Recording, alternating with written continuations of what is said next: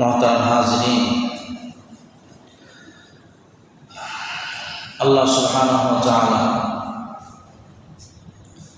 যাকে ভালোবাসেন, কবুল করেন, তাকে ঈমানের দৌলত দান করেন, নেক আমলের সুযোগ তৌফিক দান করেন। আল্লাহ তাআলা আমাদেরকে অত্যন্ত মেহেরবানি করে, দয়া করে, ইহসান করে মুসলমানের ঘরে আমাদেরকে জন্ম দিয়েছেন। এই জন্য আমরা খুশি না রেজা? সবাই বলে আলহামদুলিল্লাহ। আল্লাহ তাআলা আমাদেরকে আদম নবীর উম্মত বানান নাই, শীষ নবীর উম্মত বানান নাই, নূহ নবীর উম্মত বানান নাই, ইব্রাহিম আলাইহিস সালামের উম্মত বানান নাই। তাছাড়া যত নবী পয়গম্বর আছেন, কারো উম্মত না বানাইয়া আমাদেরকে সর্বশেষ নবী, সর্বশ্রেষ্ঠ নবী হযরত মুহাম্মদুর রাসূলুল্লাহ সাল্লাল্লাহু আলাইহি ওয়াসাল্লামের উম্মত হিসেবে কবুল করেছেন। আবারও বলি আলহামদুলিল্লাহ। সকল নবীর আগে আমাদের নবী জান্নাতে যাবেন, আর সকল নবীর উম্মতের আগে উম্মতে মুহাম্মদী আমরা জান্নাতে যাব। বলি আলহামদুলিল্লাহ। এই যে আল্লাহ তাআলা আমাদেরকে শেষ নবীর উম্মত বানাইলেন, আবার মুসলমানের ঘরে জন্ম দিলেন, এই নিয়ামতটা আমরা বুঝি না। যারা অন্য ধর্ম থেকে মুসলমান হয় তাদের কাছে এই নিয়ামতের কদর অনেক বেশি, আর যারা মুসলমান থেকে মুসলমান হয় তারা মনে করে এটা তো রেডিমেড পাওয়া, বাবা, দাদা দাদি, নানা নানি, আত্মীয় স্বজন, প্রতিবেশী সবাই মুসলমান, আমরাও মুসলমান। এটা মর্যাদাটা আমরা বুঝি না। যারা ধর্ম ত্যাগ করে, তাদের আগের ধর্ম ত্যাগ করে ইসলাম ধর্মে যারা প্রবেশ করে, মা বাবার সাথে সম্পূর্ণ বিচ্ছিন্ন করে সম্পর্ক, আত্মীয় স্বজনের সাথে সম্পর্ক বিচ্ছিন্ন করে, জমি জামাত থেকে সম্পর্ক বিচ্ছিন্ন করে, প্রতিবেশীর সাথে সম্পর্ক বিচ্ছিন্ন করে, যারা এক আল্লাহ এবং তার রাসূলের ভালোবাসায় মুসলমান হয়ে যায়, তখন তারা বুঝে তাদের ঈমানের কত দাম, ঠিক কিনা? এর আগে ঈমানের দাম বোঝা যায়। ইসলাম এই পর্যন্ত এসেছে রক্ত এবং দাওয়াতের উপর ভর করে। আমরা ইসলামের জন্য কতদিন কতবার রক্ত ঝরেছি। রক্ত ঝরছিনি, এক এক ফোঁটা ঝরছিনি আমাদের, কারো জোড়া নেই। যাদের ইসলামের জন্য রক্ত ঝরছে তাদের কাছে ইসলামের মূল্য যেমন, আমাদের কাছে ততটা নাই। মনে করি না আমরা এটা। রক্তের অনেক দাম, এক ফোঁটা রক্তের অনেক দাম, অনেক দাম। আর এই রক্ত যারা দ্বীনের জন্য, ইসলামের জন্য তাদের শরীর থেকে রক্ত ঝরবে, হাসরের মাঠে এই রক্ত সহ আল্লাহর আদালতে দাঁড়াবে এবং রক্ত এটা চিকচিক করতে থাকবে। যারা দ্বীনের জন্য নিজের শরীরে রক্ত যারা ঝরায়। তো আল্লাহ তাআলা আমাদেরকে আজ পর্যন্ত দাওয়াত এবং রক্তের ভিত্তিতে আমাদের কাছে ইসলাম পৌঁছাই দিয়েছেন। আইয়ামে জাহিলিয়াতের যুগে নবী করিম সাল্লাল্লাহু আলাইহি সাল্লামের নবুয়ত প্রাপ্ত হওয়ার আগে, জন্মের আগে মানুষকে জিন্দা কবর দিত। কন্যা সন্তান হইলে জীবিত দাফন করত। সুদের সাথে অবাধে জড়িত ছিল। নারী পুরুষ উলঙ্গপনায় ব্যস্ত ছিল। অগ্নি পূজা, মূর্তি পূজা, সূর্য পূজা, চন্দ্র পূজা করত। পৃথিবীর যত ধরনের জঘন্য কাজ আছে তাদের মধ্যে এটা থাকত। পুত্রে পুত্রে দ্বন্দ্ব এটা ফুরাইত না, সারা বছর লেগে থাকত। আরবদের একটা রীতি ছিল ওই সময়, তাদের বংশ মর্যাদার কথা সবসময় এটা বইলা বেড়াইত। আরে আমি মাখজুম পুত্রের আবু জাহেল, আমি অমুক পুত্রের নেতা। এইভাবে তারা বংশের বড়াই করত। এটা জাহিলিয়াতের যুগের কথা। তো নবী করিম সাল্লাল্লাহু আলাইহি সাল্লামকে আল্লাহ তাআলা এই সমস্ত জাহিলিয়াত দূর করার জন্য এই পৃথিবীতে শেষ নবী, শ্রেষ্ঠ নবী এবং আল্লাহ কোরআনের বার্তাবাহক হিসেবে আল্লাহ প্রেরণ করছেন। নবী করিম সাল্লাল্লাহু আলাইহি সাল্লাম 40 বছর বয়সে যখন নবুয়ত প্রাপ্ত হলেন, এর আগে মক্কার কুরাইশরা সর্বসম্মতিক্রমে কোনো ধরনের তর্ক বিতর্ক ছাড়া সবাই মুহাম্মদুর রাসূলুল্লাহ সাল্লাল্লাহু আলাইহি ওয়াসাল্লামকে সর্বশ্রেষ্ঠ মানুষ, সর্বশ্রেষ্ঠ সত্যবাদী হিসেবে তার উপাধি দিয়েছে। সুবহানাল্লাহ। যারা নবীকে সর্বশ্রেষ্ঠ মানব, সর্বশ্রেষ্ঠ দয়ার্দ মানুষ এবং সত্যবাদী আল আমিন হিসেবে যারা উপাধি দিল, নবীজি যখন কালেমার দাওয়াত দিতে শুরু করলেন, যখন তারা আজ করতে পারল যে মুহাম্মদ আমাদের ধর্মে নাই, মুহাম্মদের আলাদা কোনো ধর্ম আছে, তখনই তারা মুহাম্মদ রাসূলুল্লাহর সাথে আন্তরিকভাবে সুসম্পর্ক রাখে নাই, বিচ্ছিন্ন করে দিচ্ছে। নবী করিম সাল্লাল্লাহু আলাইহি সাল্লাম নবুয়ত প্রাপ্তের পরে 3 বছর পর্যন্ত গোপনে গোপনে কালেমার দাওয়াত দিয়েছেন। সবাই শুরু থেকে শেষ পর্যন্ত আলোচনা বুঝতে হবে, নাহলে আলোচনা বুঝবেন না। গোপনে 3 বছর দাওয়াত দিয়েছেন। কয় বছর? গোপনে কেমন দাওয়াত দিয়েছেন? নবী করিম সাল্লাল্লাহু আলাইহি সাল্লামের পালক পুত্র, আগে ছিল দাস, পরে হইল পালক পুত্র, নবীজি মুক্ত করে দিয়েছেন। তারপরে যায়েদ ইবনে হারিসা রাদিয়াল্লাহু তাআলা আনহু, তিনি নবীর দরবার থেকে যান না, তো নবীজি মুক্ত করে দিয়েছেন যায়েদকে। তারপরে যায়েদ যা নবীজি পালক পুত্র বানাইলেন। নবীজি যখন আস্তে আস্তে নবুয়ত প্রকাশ হতে লাগলো, যায়েদ রাদিয়াল্লাহু তাআলা আনহু বুঝতে পারলেন যে তিনি তো আল্লাহর নবী। নবীও বললেন, আমিও আল্লাহর নবী, আল্লাহর প্রেরিত দূত, তোমাদেরকে জাহান্নাম থেকে মুক্তির জন্য, চিরশান্তির রাস্তায় দাওয়াত দেওয়ার জন্য আল্লাহ আমাকে পাঠাইছেন। সুবহানাল্লাহ। তখন যায়েদ রাদিয়াল্লাহু তাআলা আনহু মুসলমান হয়ে গেলেন। প্রথম অবস্থায় হযরত নবীজির স্ত্রী খাদিজা রাদিয়াল্লাহু তাআলা আনহা, তিনি মুসলমান হইলেন। আলী ইবনে আবি তালিব রাদিয়াল্লাহু তাআলা আনহু মুসলমান হইলেন গোপনে। আবু বকর রাদিয়াল্লাহু তাআলা আনহু নবীজির পরম বন্ধু এবং নবীজির সাথে, নবীজি আবু বকরকে দাওয়াত দিলেন। আবু বকর প্রথম দিনই দাওয়াত কবুল করছে। সুবহানাল্লাহ।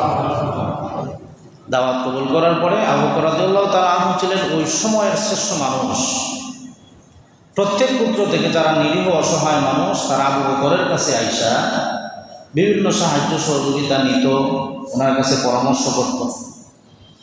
এই সুবাদে যখন মক্কার কুরাইশদের বিভিন্ন গোত্রের নেতাদের সন্তানরা, যুবকরা আবু বকরের কাছে আসতো, তখন আবু বকর গোপনে তাদেরকে দাওয়াত দিতেন। সুবহানাল্লাহ।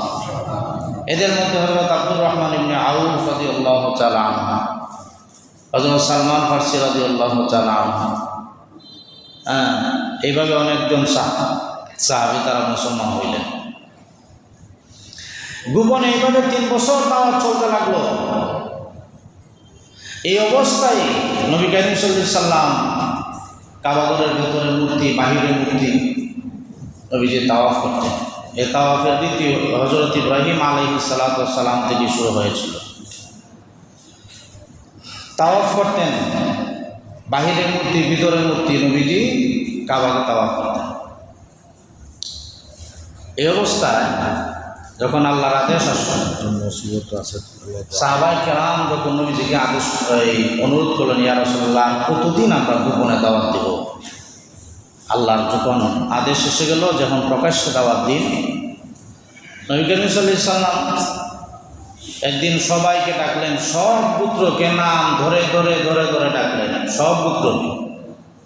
কুরাইশের সকল পুত্র আসলো। নবী করিম সাল্লাল্লাহু আলাইহি সাল্লাম যখন দাওয়াত দিলেন, তখন তারা নবীজির দাওয়াত কবুল করল না। বরং নবীজির চাচা আবু লাহাব, আবু জাহেল কিন্তু আবার নবীজির আপন চাচা না, কোনো ধরনের আত্মীয় নাই, সম্পর্ক নাই। আবু জাহেলের সাথে নবীজির আত্মীয়তার কোনো সম্পর্ক নাই, শুধু কুরাইশ গোত্রের লোক। আবু লাহাব কিন্তু আবার নবীজির চাচা। আবু লাহাব ডাক দিয়ে বলল, মুহাম্মদ তুমি এই জন্যই আমাদেরকে ডাকছো যে তুমি বলবা 360 মূর্তি এগুলো মিথ্যা, তোমার আল্লাহ এক আর তুমি আল্লাহর নবী, এগুলো শোনার জন্য ডাকছো আমাদের, তুমি ধ্বংস হও। বলেন নাউযুবিল্লাহ। সাথে সাথে আল্লাহ রাব্বুল আলামিন কোরআনের আয়াত নাযিল করে জানায় দিলেন, তাব্বাত ইয়াদা আবি লাহাবিন ওয়া তাব মা আগনা আনহু মালুহু ওয়া মা কাসাব। আল্লাহ রাব্বুল আলামিন সাথে সাথে জানায় দিলেন, হে নবী আবু লাহাবকে আপনি জানায় দিন, আবু লাহাব আপনার ধ্বংস কামনা করেছে, আপনি ধ্বংস হবেন না, বরং আবু লাহাবের দুনো হাত ধ্বংস হোক, তার পরিবার, তার সন্তানাদি সম্পদ সব কিছু ধ্বংস হয়ে যায়। সুবহানাল্লাহ। যখন আল্লাহ নবী বিশ্ব নবী রাহমাতুল লিল আলামিন আবু লাহাবের ব্যাপারে কোরআনের আয়াত শোনায় দিলেন, আবু লাহাব আগের চাইতে আরো তেজস্ব হয়ে গেছে, জ্বলে পড়ে ছাই হয়ে যাচ্ছে, দাওয়াত কেউ কবুল করল না। আবার কিছুদিন পরে নবী করিম সাল্লাল্লাহু আলাইহি সাল্লাম যখন সবাইকে আহ্বান করে বললেন, প্রত্যেকটা গোত্রকে নাম ধরে ধরে ধরে ধরে ডাক দিয়ে বললেন, সবাই আসো। নবী করিম সাল্লাল্লাহু আলাইহি সাল্লামের আহ্বান শুনে সকল গোত্রপতিরা নবীজির আহ্বানে সাড়া দিয়ে এখানে উপস্থিত হয়ে গেল। নবী করিম সাল্লাল্লাহু আলাইহি সাল্লাম এর আহ্বান শোনার পরে কোনো গোত্রপতি যদি কোনো ব্যস্ততার কারণে আসতে না পারে, তার প্রতিনিধি পর্যন্ত পাঠাইছে। নবীজি সাফা পাহাড়ে উঠলেন। সাফা পাহাড়ে উঠে নবীজি বললেন, আমি যদি তোমাদেরকে বলি পাহাড়ের ওই দিক থেকে তোমাদেরকে ধ্বংস করে দেওয়ার জন্য একটা বাহিনী চলে আসতেছে, তোমরা কি তা বিশ্বাস করবে? কুরাইশরা সবাই এক বাক্যে বলল, হে মুহাম্মদ, হে আব্দুল্লাহ ইবনে মুহাম্মদ ইবনে আব্দুল্লাহ, তুমি আমাদেরকে আজকে যদি কথা বলো আমরা বিশ্বাস করব, কারণ এ পর্যন্ত তোমার জবান থেকে কোনোদিন মিথ্যা কথা শুনি নাই। সুতরাং তুমি আজকে আমাদেরকে যা বলবো আমরা তাই বিশ্বাস করব। নবী করিম সাল্লাল্লাহু আলাইহি সাল্লাম সাথে সাথে বললেন, তোমরা যদি আমাকে বিশ্বাস করো তাহলে তোমরা শুনে রাখো একমাত্র আল্লাহ রাব্বুল আলামিন ছাড়া কোনো মাবুদ নাই। আমি হলাম মুহাম্মদ, আমি হলাম আল্লাহর রাসূল। আল্লাহ সুবহানাহু ওয়া তাআলা আমাকে নবী বানাইয়া এই পৃথিবীতে পাঠাইছে তোমাদের হেদায়েতের জন্য, জাহান্নাম থেকে মুক্তি দেওয়ার জন্য আল্লাহ রাব্বুল আলামিন আমাকে প্রেরণ করেছেন। প্রত্যেক গোত্রের নাম ধরে ধরে নবীজি বললেন, আমি তোমাদেরকে হেফাজত করতে পারবো না। নবী করিম সাল্লাল্লাহু আলাইহি ওয়াসাল্লাম নবীজির কন্যা ফাতেমাকে ডাক দিয়ে বলেন, ও ফাতেমা, তুমিও যদি ঈমান না আনো, তুমিও যদি আমার আদর্শ গ্রহণ না করো, নেক আমল যদি না করো, আমি বাবা হয়েও কিয়ামতের দিন তোমাকে রক্ষা করতে পারবো না। সুবহানাল্লাহ। এইবার নবী করিম সাল্লাল্লাহু আলাইহি ওয়াসাল্লাম দাওয়াত দেওয়া শুরু করে দিলেন। দাওয়াত শুরু হওয়ার সাথে সাথে মক্কার পুরায় সকল পুত্ররা একত্রিত হয়ে গেল। আবু লাহাব মুহাম্মদুর রাসূলুল্লাহকে ডাক দিয়ে বলল, মুহাম্মদ আমার ভাতিজা শোনো, তুমি যদি তোমার ব্যক্তিগত ধর্ম তুমি প্রচার করতে যাও, তাহলে তোমার চাচাতো ভাইয়েরা মক্কার কুরাইশরা একত্রিত হয়ে একাট্টা হয়ে তোমার বিরুদ্ধে লেগে যাবে, তুমি কিছুই করতে পারবে না। আর যদি তুমি আমাদের ধর্মে আবার ফিরে আসো, তাহলে আমরা সবাই এক হয়ে তোমাকে সর্বাবস্থায় সাহায্য করব। আবু লাহাব এই অফারটা দিল, নবীজি গ্রহণ করলেন না। আবু তালিবকেও আবু লাহাব আবু জাহেলকে ডাক দিয়ে বলল, আবু তালিব তোমার বাদশাকে তুমি আমাদের হাতে তুলে দাও। তোমার বাতিজাকে যদি এই মুহূর্তে তুমি শাসন না করো, তাহলে কিছুদিনের ভিতরে তারা তোমার বাতিজার হাতে হ্যান্ডকাপ করাইবে, হাত ধরা লাগাইবে। সুতরাং তুমি তারা হ্যান্ডকাপ করাইবার আগে তুমি তোমার বাতিজাকে ঠিক করে নাও। আবু তালিব তাদের প্রস্তাব গ্রহণ না করে বরং বাতিজাকে আরো বললেন, আমার বাতিজা আমার সন্তানের চাইতে বড় প্রিয় বাতিজা মুহাম্মদ, তুমি যেই মিশন নিয়ে নেমেছো তোমার মিশনে তুমি আগে যাও, আমার উপরে যত ঝড় ঝাপটা আসো সব কিছুর বিনিময়ে তোমাকে হেফাজত করব। আবু তালিব ঈমান চায়, কিন্তু সব কিছুর বিনিময়ে বাতিজা মুহাম্মদুর রাসূলুল্লাহ সাল্লাল্লাহু আলাইহি ওয়াসাল্লামের পাশে আমৃত্যু তিনি ছিলেন। বলি সুবহানাল্লাহ। এই দাওয়াত দেওয়ার পরেই আস্তে আস্তে নির্যাতনের স্কিমগুলো চালু হয়ে গেল। সাহাবায়ে কেরামের উপর নির্যাতন। হযরত উমাইয়া ইবনে খালফের অধীনে গোলাম ছিলেন হযরত বেলাল হাবশী, ইথিওপিয়ার এক কালো বেলাল রাদিয়াল্লাহু তাআলা আনহু, আর অন্যদিকে আবু জাহেলের কাছে জিম্মি ছিলেন হযরত ইয়াসার রাদিয়াল্লাহু তাআলা আনহু, আম্মার রাদিয়াল্লাহু তাআলা আনহু। আম্মার রাদিয়াল্লাহু তাআলা আনহুর মা সুমাইয়া রাদিয়াল্লাহু তাআলা আনহা, তারা এইখানে বসবাস করত, অন্য এলাকার মানুষ। আবু জাহেল, আবুল আহাব তারা চক্রান্ত শুরু করে দিল।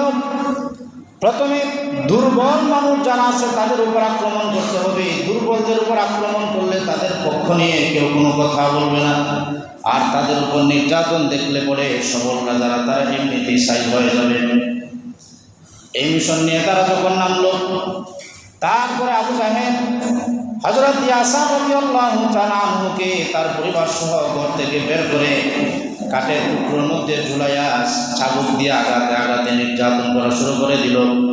অন্যদিকে উমাইয়া ইবনে খালদ হযরত বেলাল হাবশী রাদিয়াল্লাহু তাআলা আনহুকে উদ্ধত বালুর উপর শোয়া চাবুকের আঘাত দিয়া জর্জরিত রক্তাক্ত করতেছে, আর ভারী পাথর হযরত বেলালের বুকের উপরে চাপা দিয়ে রাখছে। সুবহানাল্লাহ। হযরত বেলালকে বারবার উমাইয়া বলে, ও বেলাল, তুমি যদি ঈমান ছেড়ে দাও, আব্দুল্লাহ ছেলে মুহাম্মদের ধর্ম থেকে তুমি ফিরে আসো, এক আল্লাহ বিশ্বাস না করে আবারও যদি তুমি মূর্তি পূজা করো, তাহলে তোমাকে মুক্ত করে দেব। যতবার দেয় হযরত বেলাল রাদিয়াল্লাহু তাআলা আনহু সব সময় শুধু বলেন আল্লাহু আহাদ, আল্লাহু আহাদ, আল্লাহ। বেলালকে যদি অফার দেওয়া হয় তোমাকে মুক্ত করে দেব, বেলাল আল্লাহর প্রতি যে ঈমান আনছে, মুহাম্মদুর রাসূলুল্লাহর প্রতি যে তার ভালোবাসা, এই ভালোবাসা থেকে ফিরে আসে না, ঈমান আনার মতো ঈমান আনছে। বৃদ্ধ মা বাবা হযরত আম্মার রাদিয়াল্লাহু তাআলা আনহুর সামনে নির্যাতন করতেছে। হযরত সুমাইয়া রাদিয়াল্লাহু তাআলা আনহুকে বর্ষা দিয়ে লজ্জাস্থানে আঘাত করে শহীদ করে ফেলেছে ইসলামের প্রথম শহীদ হযরত সুমাইয়া রাদিয়াল্লাহু তাআলা আনহা। তারপর হযরত আম্মার রাদিয়াল্লাহু তাআলা আনহুর সামনে তার বৃদ্ধ বাবাকে নির্যাতন করে শহীদ করে ফেলেছে। সুবহানাল্লাহ। আম্মার রাদিয়াল্লাহু তাআলা আনহুকে নির্যাতন স্ত্রীগুলো চালায় দিল। নবী করিম সাল্লাল্লাহু আলাইহি ওয়াসাল্লামের উপর নির্যাতন কম না, বারবার তারা নির্যাতন করতেছে। নবীজি যখন কাবা চত্বরে সিজদায় অবনত হয়ে যাইতেন, ওই সময় উঠেন নারীগুলি নবীজির চেহারার উপরে মাথার উপর আইনা রাখত। নবীজির মাথা উঠাইবার কোনো শক্তি ছিল না। আবু জাহেল একবার চিন্তা করতেছে আর বলতেছে, উমাইয়া ইবনে খালফ, তাকে বলতেছে, উমাইয়া, আমি হলাম মাখজুম গোত্রের নেতা, আমি আবু জাহেল, আবুল হাকাম, তাকে আবুল হাকাম বলা হইতো। কিন্তু নবী করিম সাল্লাল্লাহু আলাইহি ওয়াসাল্লাম তার এই সমস্ত কাণ্ডকলাপের জন্য নবীজি তাকে উপাধি দিলেন, সে আবুল হাকাম। জ্ঞানীর বাবা নয়, সে হলো আবুল জাহেল, মূর্খের বাবা। বলেন না নাউযুবিল্লাহ। আবু জাহেল এইভাবে নির্যাতন করে দুইজনকে শহীদ করে দিল। নবীজির উপর নির্যাতন। আবু জাহেল তাদেরকে চ্যালেঞ্জ করে বলতেছে, আজকে যখন মুহাম্মদ কাবার ভেতরে সে যখন সেজদায় অবনত হয়ে যাবে, তখন আমি ভারী পাথর দিয়া মুহাম্মদের মাথাকে থেতলে দিয়ে তাকে হত্যা করে ফেলব। এইভাবে যখন আবু জাহেল চিন্তা করা শুরু করে দিল, নবী করিম সাল্লাল্লাহু আলাইহি ওয়াসাল্লাম যখন তিনি কাবা চত্বরে আল্লাহ রাব্বুল আলামিনের দরবারে মাথা নত করে সেজদা দেওয়া শুরু করে দিলেন, আবু জাহেল পাথর নিয়ে যখন নবীজির সামনের দিকে আগাইতে শুরু করে দিল, ওই সময় আবু জাহেল চোখে দেখতে পাইল এমন একটা অদ্ভুত আকৃতির উট তাকে দেওয়া করতেছে। সাথে সাথে আবু জাহেলের হাত কাঁপতে কাঁপতে পাথর জমিনে পড়ে গেল আর পিছনে ছুটে চলে গেল। সবাই জিজ্ঞেস করছে, আবু জাহেল, মুহাম্মদ তো হত্যা করছনি, মারছনি, দিছনি মাথা একটা বাড়ি? আবু জাহেল বলে, আল্লাহ রাব্বিল কাবা, তা আবার আল্লাহ কসম করতো। ঠিক 360 মূর্তি মানত, কিন্তু কসম করতো আল্লাহ না। আবার লাত উজ্জার নামেও কসম করতো তারা, এক আল্লাহ তারা বিশ্বাসী ছিল না। আবু জাহেল বলতেছে যে তুমি তো জানো না, যখন মুহাম্মদের দিকে পাথর নিয়ে আগাইলাম, এমন একটা উট দেখলাম যে এরকম উট জীবনে দেখি নাই, সেটা আমাকে খেয়ে ফেলার জন্য আমার দিকে আক্রমণ করছে। তাড়াতাড়ি আমার পাথর ফেলাই আমি জান বাঁচাই চলে আসছি। বলে সুবহানাল্লাহ। নবী করিম সাল্লাল্লাহু আলাইহি ওয়াসাল্লাম সহ সাহাবায়ে কেরামের উপর নির্যাতন শুরু হয়ে গেল। প্রাথমিক অবস্থায় নবীজি সাহাবায়ে কেরামকে হিজরত করার জন্য আবিসিনিয়ায় পাঠিয়ে দিলেন। তারপর নবীজি হিজরত করে মদিনায় চলে গেলেন অন্যান্য সাহাবায়ে কেরামকে নিয়ে। যারা মক্কার কাফেররা নবীজিকে নির্যাতিত করে, নিপীড়িত করে, আল্লাহর আদেশ আসলো আল্লাহর নবী রাহমাতুল লিল আলামিন হিজরত করে মক্কা থেকে মদিনায় চলে যাবেন। মদিনার কাহিনী বলবো না। যেদিন রাহমাতুল লিল আলামিন মদিনা থেকে বিজয়ীর বেশে মক্কা বিজয়ের সময় কাবা চত্বরের দিকে নবীজি 10,000 সাহাবায়ে কেরামকে নিয়ে এগিয়ে যাচ্ছিলেন। নবীজির সামনে সাহাবী, পিছনে সাহাবী, ডানে বামে আনসার মুহাজির সাহাবী। তারা বেষ্টনী দিয়া, নিরাপত্তা দিয়া নবী করিম সাল্লাল্লাহু আলাইহি ওয়াসাল্লামকে শান শৌকতের সাথে কাবার দিকে নিয়ে যায়। সুবহানাল্লাহ। এই অবস্থায় নবীজি বিজয়ের বেশে যখন ঢুকলেন, নবীজির মাথা এইভাবে নিচু হয়ে গেল, আল্লাহ রাব্বুল আলামিনের প্রশংসা করলেন। বিনয় অবনত হয়ে কাবার ভিতরে যখন ঢুকলেন, কাবা চত্বরের ভিতরে যখন ঢুকলেন, ঢুকার সাথে সাথে প্রথমে হাজরে আসওয়াদ পাথরের মধ্যে নবীজি একটা চুমা দিলেন। চুমা দেওয়ার পরে তারপরে নবীজি যেই উটে সওয়ার হয়ে আসছিলেন ওই উট দিয়া 7টা চক্কর লাগাইলেন। 7 চক্কর লাগানোর সাথে সাথে নবীজি চতুর্দিকে যত মূর্তি আছে সব মূর্তিগুলো, নবীজির হাতে একটা তীর ছিল, ওই তীর দ্বারা কাবা চত্বরের চতুর্দিকে কাবার উপরে যত মূর্তি আছে সব মূর্তিগুলো তীর দ্বারা ভেঙে দিলেন। সুবহানাল্লাহ। চিন্তা করেন, নবীজি কাবা চত্বরে তাওয়াফ করেন আর মূর্তিগুলো ভাঙেন, তাওয়াফ করেন আর মূর্তিগুলো ভাঙেন। নবী করিম সাল্লাল্লাহু আলাইহি ওয়াসাল্লাম মূর্তিগুলো ভাঙার শেষ করে কাবার চাবি আনার জন্য বললেন। কাবার চাবি আনার পরে কাবার দরজা খোলার জন্য আদেশ করলেন। দরজা খোলা হলো, নবীজি কাবার ভেতরে প্রবেশ করলেন। ভেতরে প্রবেশ করে যখন দেখতে পাইলেন চতুর্দিকে শুধু মূর্তি আর মূর্তি, নবীজি মূর্তি ভাঙতেছেন আর বলতেছেন, জাআল হাক্কু ওয়া যাহাকাল বাতিল ইন্নাল বাতিলা কানা যাহুকা।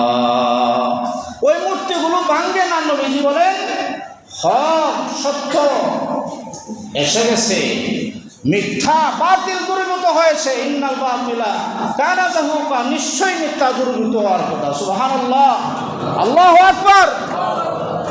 এই মূর্তিগুলোকে ভেঙে চুরমার করে দিলেন।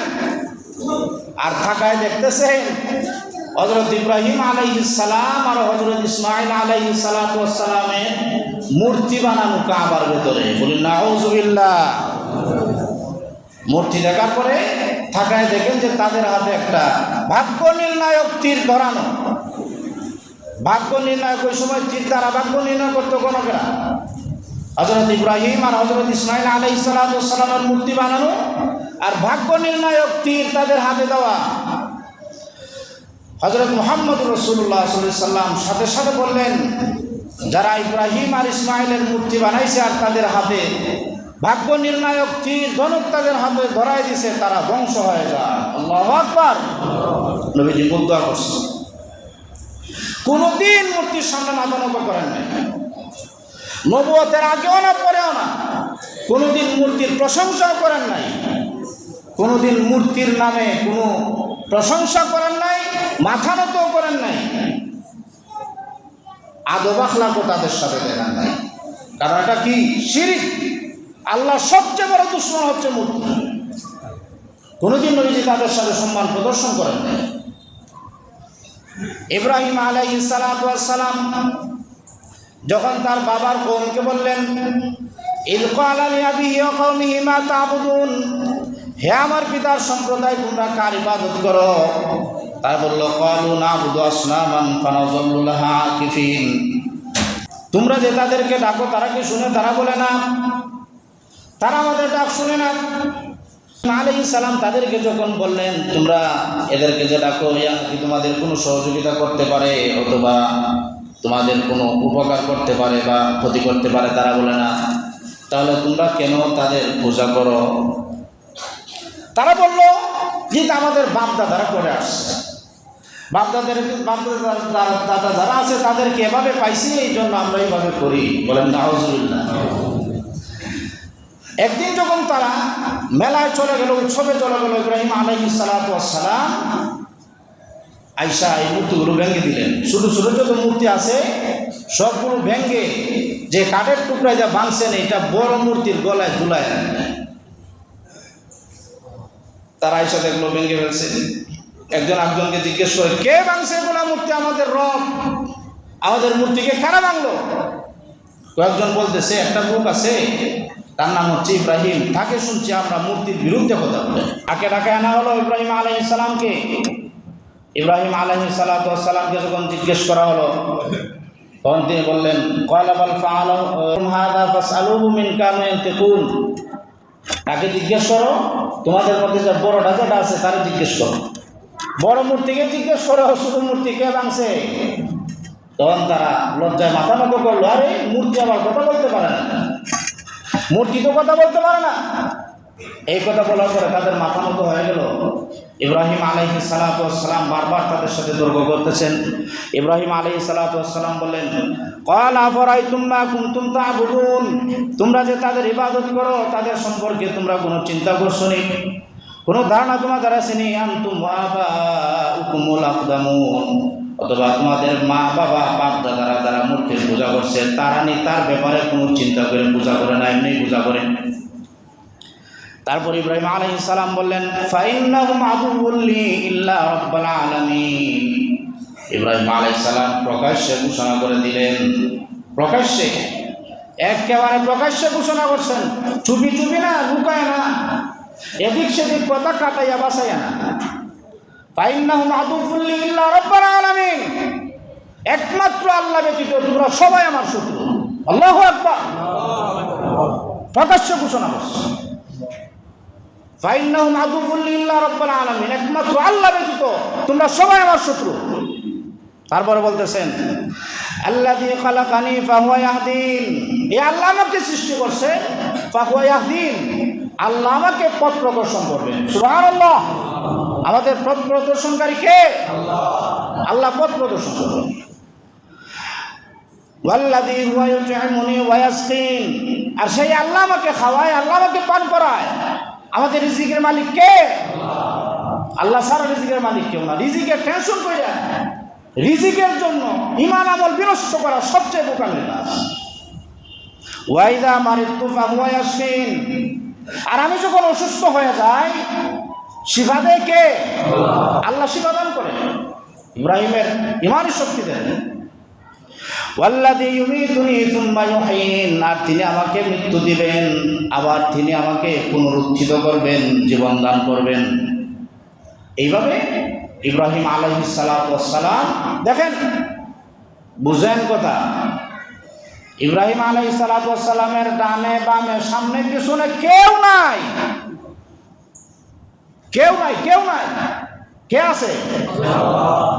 তিনি বলতেছেন, একমাত্র আল্লাহ ছাড়া তোমরা সবাই আমার শত্রু। এই কথা বলার পর ইব্রাহিমের বাবা আর নমরুদ তারা সবাই মিলে নমরুদকে প্ররোচনা দিল। শয়তান আয়সা নমরুদ ইব্রাহিমকে জ্বালাই দেওয়ার জন্য অগ্নিকুণ্ড সে তৈরি করে দিল। ইব্রাহিম আলাইহিস সালামকে আগুন দিয়ে জ্বালাই দিবে, পারবে জ্বালাইতে? না।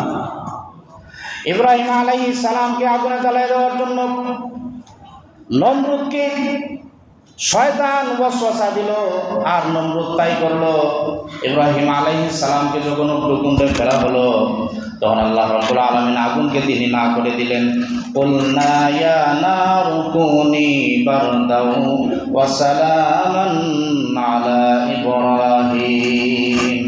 আল্লাহ রাব্বুল আলামিন আগুনকে ডাক দিয়ে বলেন, হে আগুন, তুমি ইব্রাহিমের জন্য ঠান্ডা ও নিরাপদ হয়ে যাও। সাথে সাথে ইব্রাহিম আলাইহিস সালাম নিরাপদে আগুন থেকে বের হয়ে গেলেন, নিরাপদে বের হয়ে গেছে। তখন আপনারা চিন্তা করেন, মুহাম্মদ রাসূলুল্লাহ সাল্লাল্লাহু আলাইহি ওয়াসাল্লাম মক্কা বিজয়ের সময় যখন বীর দর্পে তিনি মক্কায় প্রবেশ করলেন, মূর্তিগুলোকে চুরমার করে ভেঙে দিলেন। এর আগে যখন তিনি মাজলুম ছিলেন, মূর্তি ভাঙছেন না, কিন্তু মাথা নত করছেন না, মূর্তির প্রশংসাও করছেন না। কেন? তখন নবী একা নির্যাতিত হবেন না, সাথে সাথে সবাই সাহাবায়ে কেরাম, নারী শিশু সবাই নির্যাতিত হবে। সুতরাং এখন আমার যেহেতু হিজরতের সুসংবাদ আছে, এখন এত রিস্ক নেওয়ার দরকার নাই, হিজরত করে পরে শক্তি সঞ্চার ফিরাইয়া নিয়ে অর্জন করে মক্কা বিজয় করল। কিন্তু ইব্রাহিম আলাইহিস সালামের প্রেক্ষাপটটা ভিন্ন। তারপরেও ইব্রাহিম আলাইহিস সালামের ডানে বামে সামনে পিছনে কেউ নাই, সরাসরি বলছেন যারা মূর্তির পূজা করো তোমরা সবাই আমার শত্রু। সুতরাং বোঝা গেল জীবন থাক আর যাক, কে কি বললো না বললো, কি হবে না হবে, আসমান ভেঙে যাবে, সাত আসমান ভেঙে যাবে, সাত জমিন উপরে উঠে যাবে, সাত সমুদ্রের পানি জমিনে উঠে যাবে, আল্লাহ আমাকে বলবে না তুমি কেন মূর্তি পূজা করলে না। কিন্তু আমি মূর্তি পূজা করলে আল্লাহ আমাকে বলবেন কেন আমার সাথে শরীক করছো। ইন্না শিরকা লাযুলমুন আযীম, শিরিক হচ্ছে সবচেয়ে বড় জঘন্য অপরাধ, এর চাইতে বড় জুলুম নাই। হাদিসে নবী করিম সাল্লাল্লাহু আলাইহি ওয়াসাল্লাম বলেন আয-যুলমু যুলুমাতুন ইয়াওমাল কিয়ামা, অন্ধকার হবে কিয়ামতের ময়দানে যারা জুলুম করে। জুলুম হচ্ছে একটা অন্ধকার, হাসরের ময়দান অন্ধকার হয়ে যাবে তাদের জন্য, কাউকে চোখে দেখবে না, সামনে পেছনে ডানে বামে সাহায্যকারী কাউকে পাবে না।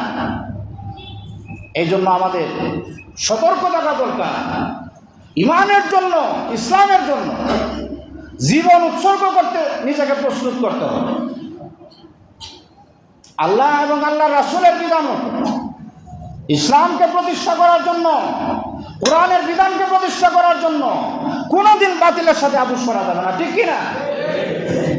মূর্তি কেন, বাতিল যত বড়ই হোক, যত বড় শক্তিশালী হোক না কেন, কোনোদিন বাতিলের সাথে আপোষ করা যাবে না। আমাদের দিলের মধ্যে একটা তামান্না থাকতে হবে। কয়েকদিন আগে কুলাঙ্গার কোরআন শরীফকে লাঞ্ছিত করছে। এই কোরআন শরীফকে লাঞ্ছিতের কথা শোনার পরে আল্লাহ আল্লাহ রাসূলের বিরুদ্ধে চারণ কোন মানুষের জবান থেকে শোনার পরে যদি মুমিনের ইমান জাগ্রত না হয়, তার অন্তরে যদি কাঁপনের সৃষ্টি না হয়, তার জবান থেকে যদি বলিষ্ঠ আওয়াজ উচ্চারণ না হয়, বুঝতে হবে তার ইমানে দুর্বলতা আছে। কে কি বললো আমার দেখার দরকার, চিন্তা করার কোনো সুযোগ নেই। আল্লাহ খুশি, দুনিয়া ঠান্ডা, আল্লাহ বেজার, সারা দুনিয়া আগুন জ্বলে যাবে। আল্লাহ তাআলা আমাদেরকে এই সমস্ত শিরক, কুফর, বেদাত, যত ধরনের নাফরমানি আছে, যে নাফরমানিটা আল্লাহ বরদাস্ত করেন না, এই সমস্ত নাফরমানি থেকে আল্লাহ তাআলা আমাদেরকে হেফাজত করুন, সবাই বলে আমিন। শিরকের গুনাহ ক্ষমা হবে না, চিন্তা করেন। একটা আয়াত বললেই শেষ করে দেব। আল্লাহ রাব্বুল আলামিন বলেন লা তাকরাবুজ জিনা। আচ্ছা, জিনা করলে কারো যদি ঈমান থাকে, জিনা করলে কি চিরস্থায়ী মানুষ জাহান্নামে যায়? কথা বলেন না। শাস্তি ভোগ করে সে জান্নাতে যাবে। যদি ঈমান থাকে, জিনার কারণে শাস্তি ভোগ করে জান্নাতে যাবে। তারপরে আল্লাহ বলছেন লা তাকরাবুজ জিনা, জিনার ধারে কাছেও যাইও না। আর যে শিরক নিয়ে কবরে গেলে জান্নাতের আশা করাই যায় না, আজীবন অনন্ত অসীম কাল জাহান্নামে থাকতে হবে, সেই শিরকের ধারে কাছে আমরা কেমনে যাই? না গেলে তো আল্লাহ আমাকে বলবে না কেন গেলাম, গেলে তো আমাকে যদি আল্লাহ বলে কেন গেলাম। এই জন্য আসুন আমরা সবাই সবচেয়ে বড় পাপ যে শিরক আছে, শিরক থেকে মুক্ত থেকে পরিপূর্ণ ঈমান নিয়ে কবরে যাওয়ার আল্লাহ তৌফিক দান করুন, সবাই বলে আমিন। ওয়া আখিরু দাওয়ানা আলহামদুলিল্লাহি রাব্বিল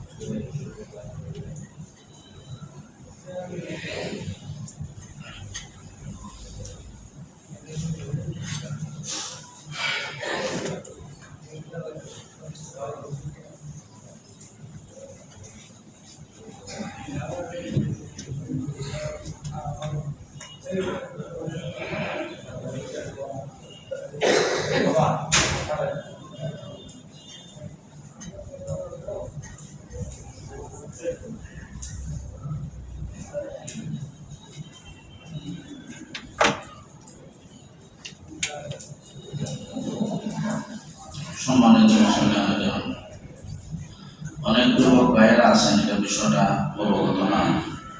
একটা কথা আসছে যে তারা প্রস্রাব করতে গিয়ে দাঁড়াইয়া প্রস্রাব করে, দাঁড়াইয়া প্রস্রাব করার ফলে বদনার পানি নাপাক হয়ে যায়, বদনা নাপাক হয়ে যায়, নিজেও নাপাক হয়। দাঁড়ায় প্রস্রাব করলে সিটা এসে কিন্তু প্যান্ট পায়জামা পরে।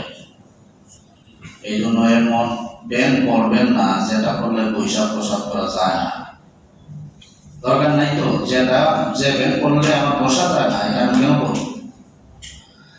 একটা ব্যাপার হচ্ছে যে অনেকে রুকু সেজদা হালতে দেখা যায় প্যান্ট টাইট করে পরে গেঞ্জি উপরে উঠে যায় আর প্যান্ট নিচে নেমে যায়, সতর নষ্ট হয়ে যায়, নামাজ বাতিল। সতর নষ্ট হয়ে যায়, নামাজ বাতিল।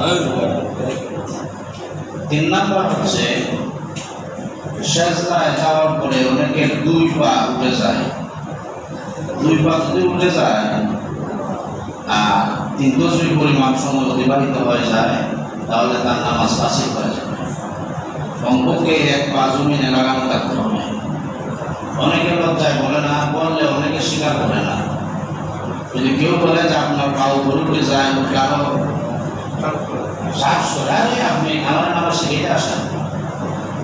এই জন্য আমি আপনাকে বলে দিলাম, আপনারা নিজে থেকে সতর্ক হবেন, অথবা নিকটস্থ কাউকে বলতে পারেন যে আমার পা উপরে উঠে কিনা মাঝে মাঝে খেয়াল করবা। একটা বিষয় হচ্ছে পবিত্রতা। পানি দ্বারা এবং ঢিলা দ্বারা সবসময় পবিত্রতা অর্জন করা। নবীজি হিজরত করে মদিনায় গিয়ে আগে মসজিদে কুবা নির্মাণ করছে। কুবাবাসীরা ঢিলা এবং পানি উভয়টা ব্যবহার করে, যার কারণে আল্লাহ কোরআনের আয়াত নাযিল করে জানাই দিয়েছেন যে এই সমস্ত এইভাবে যারা পবিত্রতা অর্জন করে আল্লাহ তাদেরকে ভালোবাসেন। সুবহানাল্লাহ। আল্লাহ তাআলা আমাদেরকে এই বিষয়গুলো বোঝার তৌফিক দান করুন। আমিন। মাশাআল্লাহ, একটা ডাব আছে। ডাব আছে। 100 টাকা। 100 টাকা। 100 টাকা। 100 টাকা। 100 টাকা। 100 টাকা। 200 টাকা। 200 টাকা। 200 টাকা। 200 টাকা। 200 টাকা। 200 টাকা। 250 টাকা। 250 টাকা। 250 টাকা। 250 টাকা। 300 টাকা। 300 টাকা। 300 টাকা। 300 টাকা। 300 টাকা। 300 টাকা 1, 300 টাকা 2, 300 টাকা। 300 টাকা। 300 টাকা। 300 টাকা। 300 টাকা। 300 টাকা 1, 300 টাকা 2, 300 টাকা 3। আর একটা কথা বলি, এই যেভাবে ডাক দেওয়ার সিস্টেমটা, এটা কোনো মাযহাবে জায়েজ আছে কিনা আমার জানা নাই, এইভাবে ডাক দেওয়ার যে নীতিটা। সুতরাং যেহেতু একতলাফে অনেকে একতলাফ করে, একতলাফের বিষয়, আমরা 200-300 টাকার জন্য এটা এড়াইয়া যাওয়াটা ভালো। চাইলে নামাজের পরে একটা বলা যায় যে একটা নারী ক্লাসে নামাজের পরে ডাক দেওয়া হবে। যারা কিনার মতো লোক আছে তারা বাহিরে ডাকা হবে, নামাজের পরে তারা এটা কিনে নেবে। যেহেতু একতলা এবং অনেকে এটাকে বিব্রত বোধ করে, আমার দৃষ্টিতে ধরে নিলাম আমি এটা জায়েজ আছে, যে কোনো শর্ত সাপেক্ষে জায়েজ। যদি একতলাফ আছে আবার মুসল্লিরা কিছু বিব্রত বোধ করে, এটা আমরা মসজিদের বাহিরে নিলে হয়তো ভালো হয়। বাকি আপনাদের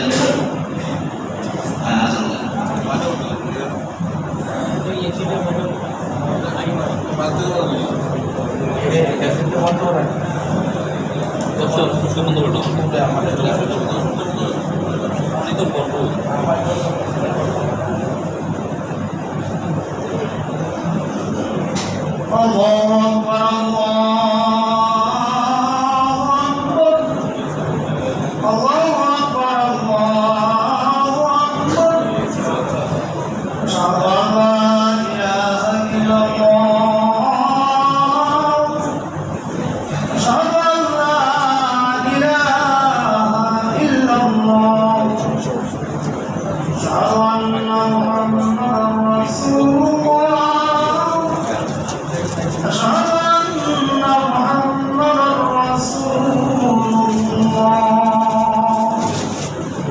حي على الصلاة.